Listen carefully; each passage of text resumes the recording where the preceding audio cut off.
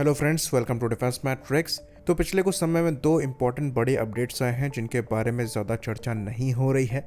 ABM test के phase 2 की वजह से ये ओवरशैडो हो गए हैं। तो आज के इस वीडियो में हम इन्हीं अपडेट्स के बारे में चर्चा करेंगे और समझने की कोशिश करेंगे कि क्यों ये इतनी सिग्निफिकेंट प्रोग्रेस है। तो जो पहला अपडेट है ये हमारे लाइट टैंक जोरावर को लेकर है। तो ये चीज़ हम जानते हैं कि इन लाइट टैंक्स के प्रोटोटाइप को बना लिया गया है और इनके ट्रायल्स जो हैं ये इंडियन आर्मी द्वारा लद्दाख में कंडक्ट करे जाएंगे। तो इस टैंक के बारे में हम पहले से ही विस्तार में बात कर चुके हैं, जिसके अंतर्गत हमने इंपॉर्टेंट मॉडर्न फीचर्स को डिस्कस किया था। तो हमने बताया था कि कैसे इस टैंक को शुरुआत से ही लॉइटरिंग म्यूनिशंस को लॉन्च करने की कैपेबिलिटी दी गई है। साथ ही साथ यहाँ पर रबर ट्रैक्स और स्पेस्ड आर्मर को भी इस्तेमाल किया गया है, जो कि इनोवेटिव तरीका है इस टैंक को हल्का रखने का, कैपेबिलिटी में बहुत ज्यादा कॉम्प्रोमाइज ना करते हुए। तो यहाँ पर जो मेन टर्रेट है ये जॉन कॉकरेल का 3105 है। इसके बारे में हमने बताया था कि यहाँ पर एक 105 मिलीमीटर की गन है जो कि राइफल्ड है और इससे डिफरेंट हीट राउंड्स फायर किए जा सकते हैं। साथ ही साथ APFS GS राउंड्स भी फायर किए जा सकते हैं। तो सवाल यहाँ पर ये उठ रहा था कि क्या ये tanks anti tank guided missiles को फायर कर सकते हैं। तो ये चीज हमने बताई थी कि इस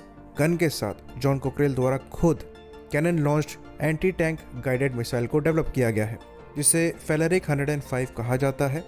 यहाँ पर आपको मैक्सिमम 5 किलोमीटर की रेंज मिल जाती है। वजन खाली 24 किलोग्राम का है और ये टेंडम हॉलो चार्ज वॉरहेड को कैरी करता है, जिसकी वजह से ये करीबन 550 मिलीमीटर तक आर्मर को पेनिट्रेट कर सकता है। तो ये एक semi automatic laser beam riding missile है। तो ये मिसाइल जॉन कॉकरेल द्वारा डेवलप तो करी गई है, पर ये एक को डेवलपमेंट है, जिसके अंतर्गत ये मिसाइल यूक्रेन के स्टेट कीप डिज़ाइन ब्यूरो के साथ मिलकर डेवलप करी गई है। यानी कि अगर हम ये मिसाइल्स ऑपरेट करना चाहते हैं तो इसके लिए हमें यूक्रेन की परमिशन भी चाहिए होगी, साथ ही साथ उन्हीं से हमें ये मिसाइल्स लेनी होंगी।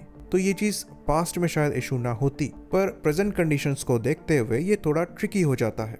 यानी कि अगर हम ATGM कैपेबिलिटी चाहते हैं इस टैंक से तो उसके लिए हमें ऑल्टरनेटिव देखने पड़ेंगे, और क्योंकि यहाँ पर ज़्यादा ऑप्शंस अवेलेबल नहीं है तो ये काम हम इंडिजिनसली ही करें तो ज़्यादा बेहतर है।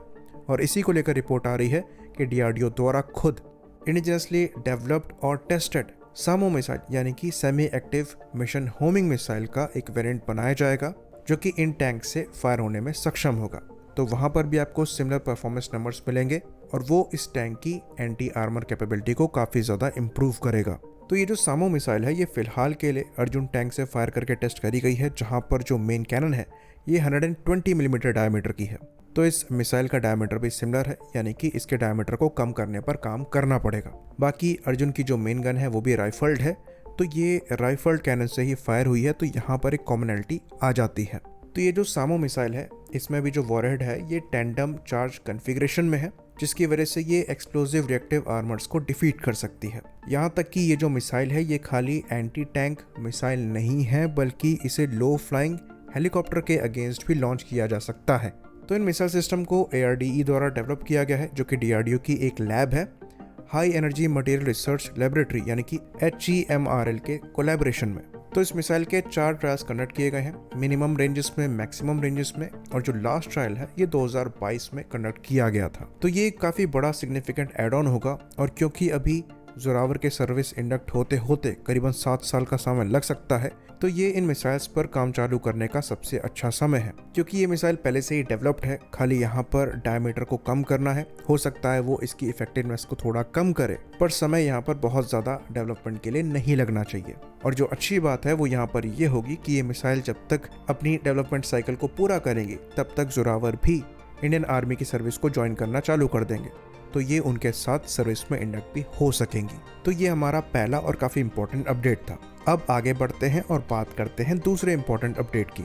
तो इंडियन एयरफोर्स द्वारा ट्विटर पर एक अपडेट पोस्ट किया गया था, जहां पर एयर मार्शल आशुतोष दीक्षित, जो कि deputy chief of air staff हैं, इनके द्वारा 3 इंपॉर्टेंट जगह विजिट करी गई थी। पहला HAL, दूसरा टाटा एडवांस सिस्टम लिमिटेड और तीसरा DRDO।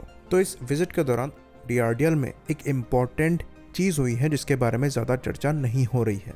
तो DRDL में Astra air to air missile system को प्रोडक्शन क्लियरेंस दी गई है। यानी कि अब इन मिसाइल सिस्टम्स का फुल स्केल प्रोडक्शन चालू होगा। तो ये मिसाइल पहले ही अपने सारे पैरामीटर्स को कंप्लीट कर चुकी है। इवन टेस्टिंग के दौरान 90+ किलोमीटर की रेंज में टारगेट को एंगेज भी किया गया है इस मिसाइल के द्वारा। और कुछ नंबर्स में ये मिसाइल इंडियन एयरफोर्स के साथ सर्विस में भी है, ऐसा भी कहा जाता है। तो ये मिसाइल सिस्टम्स अभी तक Su-30 MKI और LCA तेजस से टेस्टेड है। अभी इनका इंटीग्रेशन नेवी के MiG-29K से भी किया जा रहा है और बाकी इंडियन एयरफोर्स के प्लेटफॉर्म से भी किया जाएगा, जिसमें MiG-29 पहले आएंगे और उसके बाद रफाल से भी इनको इंटीग्रेट करने का प्लान है। तो अपनी कैटेगरी में ये इंडियन एयरफोर्स की सर्विस में सबसे advance air to air missile होगी। यहाँ पर हम मीटियोर को इंक्लूड नहीं कर रहे हैं क्योंकि वो डिफरेंट कैटेगरी की मिसाइल है। वहाँ पर propulsion system solid fuel ducted ramjet है और रेंज भी डिफरेंट कैटेगरी की है। अस्त्र मार्क 1 की कैटेगरी में, जिसके अंतर्गत R-77 मिसाइल्स हैं, फ्रेंच मीका मिसाइल्स हैं और इजरायली डर्बी मिसाइल्स हैं, ये उनसे ज़्यादा कैपेबल है। रेंज के मामले में तो ये उनसे बेहतर है ही, साथ ही साथ टेक्नोलॉजी के मामले में भी ज़्यादा बेहतर है। यहाँ पर आपको लॉक ऑन बिफोर और आफ्टर लॉन्च की कैपेबिलिटी भी मिल जाती है। और क्योंकि यहाँ पर 2-वे डेटा लिंक को यूज़ किया गया है, इसलिए अपने मिड कोर्स गाइडेंस के लिए ये खाली फायरिंग एयरक्राफ्ट पर ही डिपेंडेंट नहीं रहेगी। तो ये फ्यूचर के नेटवर्क सेंट्रिक ऑपरेशन के हिसाब से डेवलप करी गई है। इवन ये इलेक्ट्रॉनिक वॉरफेयर के लिए भी रेडी है।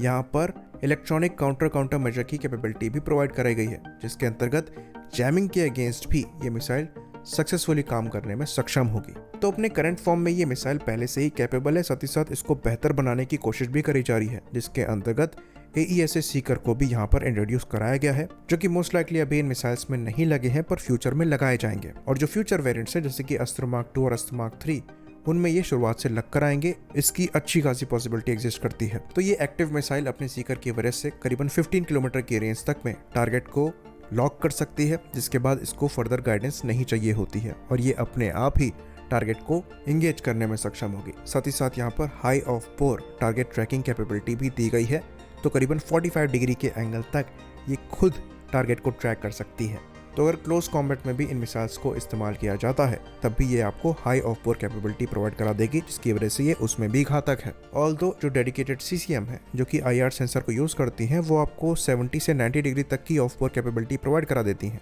पर एक एक्टिव मिसाइल के लिए ये जो 45 डिग्री की ऑफ पोर कैपेबिलिटी है, ये काफी इंप्रेसिव है। बाकी एक्यूरेसी के लिए यहाँ पर fibre optic based gyro inertial navigation system को यूज किया गया है। तो ये बात हम आपको बता दें कि जो अस्त्र मिसाइल का पहला बैच है, ये इसी साल जनवरी में फ्लैग ऑफ किया गया था इंडियन एयरफोर्स के लिए और इन मिसाइल सिस्टम्स को BDL द्वारा बनाया गया। लेकिन अब यहाँ पर जो प्रोडक्शन क्लियरेंस की बात चल रही है, ये मोस्ट लाइकली मास प्रोडक्शन के लिए होगी, यानी कि आगे चलकर हम टेस्टिंग और इंटीग्रेशन प्रोसेस में भी तेजी देखेंगे। तो ये दोनों ही बहुत इंपॉर्टेंट न्यूज़ हैं और इनके बारे में चर्चा नहीं हो रही है। आई होप इन्फॉर्मेशन यहाँ पर क्लियर रही हो। इसी बात पर इस वीडियो को हम ख़त्म करेंगे। लाइक करिए, सब्सक्राइब करिए। जय हिंद।